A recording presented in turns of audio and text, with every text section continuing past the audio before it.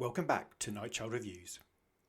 It's now that time of year when you hear all those tracks that get seemingly endless Christmas rotation, from Wham to Slade to Mariah Carey to the Pogues, and yet here I am listening to Prince's only Christmas song, Another Lonely Christmas, and thinking, should it get more love at this time of year?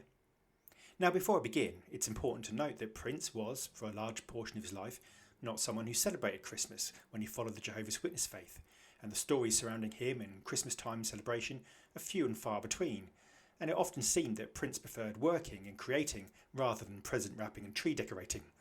However, Prince often performed concerts around the end of the year, including the 26th of December, commonly known as Boxing Day. It was in 1984, on December the 26th, at St Paul in Minnesota, that Prince gave the only ever live performance of his Christmas track, adding extra poignancy to Prince's lyrics, reflecting on how he spent last night, Christmas Day. Now, whilst some Christmas songs are upbeat, jaunty and joyful affairs, it can be argued that the very best ones are not. Wham's Last Christmas, an ode to a love lost, or the Pogues' mournful recriminatory refrain of the fairy tale of New York spring to mind. Even Chris Rea's Driving Home for Christmas has a multitude of people longing to be somewhere other than where they are.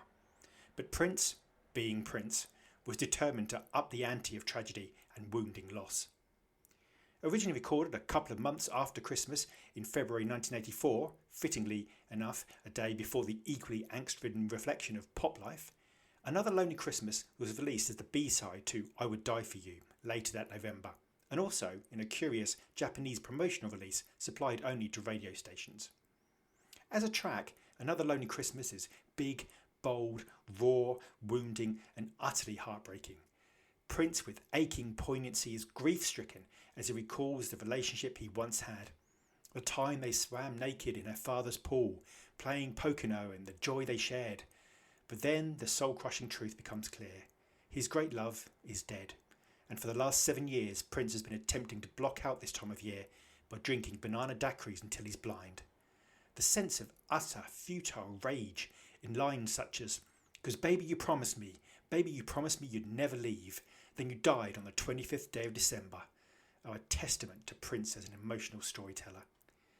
Prince can only agonise over what might have been, and the unclear cause of death only furthers his painful loss. The climax of the song is a stunningly moving and haunting one. Prince decries at the heavens, "As long as I can hear you smiling, baby, you won't hear my tears.